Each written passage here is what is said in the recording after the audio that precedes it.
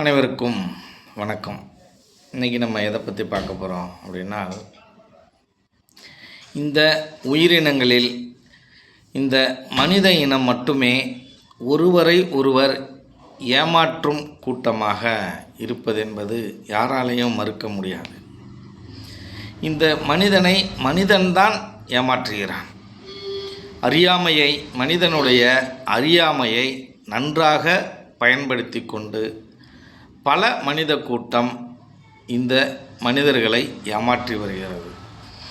இது இன்று நேற்று அல்ல, பல காலமாக இது நடந்து வருகிறது.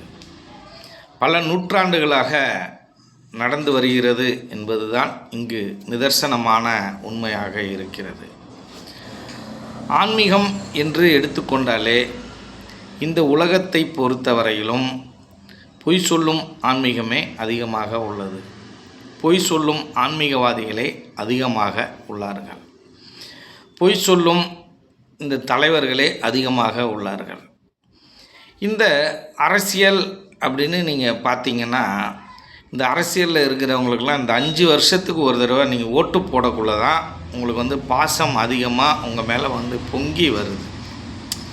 இந்த அறிவிப்பு, அந்த அறிவிப்பு, எல்லா அறிவிப்பும் அவங்க கொடுக்குறாங்க இல்லையா? அப்போ இவ்வளோ காலமாக அவர்கள் நம்மளை ஏமாற்றி இருக்கிறார்கள். இப்போ தான் நல்ல திட்டங்களை எல்லாம் அறிவிக்க மனம் வருதா? இந்த அறிவும் இந்த சிந்தனையும் 5 வருடங்களுக்கு முன்பு இல்லையா? அப்படின்னா 2 பேருக்குள்ள ஒரு போட்டி. என்ன அப்படின்னா, எப்படியாவது நான் முன்னேறி வந்துடணும், எப்படியாவது நான் முன்னேறி வந்துடணும். இந்த உலக அமைப்பே மனித அமைப்பு இப்படி தான் இருக்குது. எப்படின்னா, ஒருத்தவன் அடித்து எப்படியாவது முன்னேறி வந்துடணும், எப்படியாவது இந்த பணத்தை சம்பாதிச்சிடணும், எப்படியாவது இந்த பொருளை சம்பாதிச்சிடணும், எப்படியாவது தனக்கு கோடிக்கணக்கான ரூபாய்கள் சொந்தமாக்கிக்கணுன்ற ஒரே எண்ணம் தான் இந்த மனித கூட்டத்தில் இருக்குது.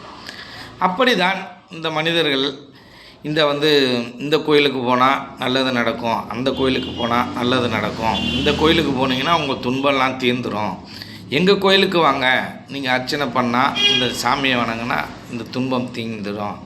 கிறிஸ்துவ மதத்தில் பார்த்தீங்கன்னா, நீங்கள் வாங்க எங்கள் சர்ச்சுக்கு வாங்க, இங்கே வந்தீங்கன்னா உங்கள் பிசாசெல்லாம் ஓட்டிடுறேன், உங்களை மேல்நிலையை அடைய வச்சிடுறேன், உங்களுக்குள்ளே இருக்கிற துன்பத்தெல்லாம் நீக்கிடுறேன். இப்படி பொய்க்கட்டுகளை கட்டி இந்த மனித கூட்டத்தை ஏமாற்றி கொண்டிருக்கும் கூட்டமே இந்த மனித கூட்டம். மற்ற உயிரினங்களில் இது கிடையாது.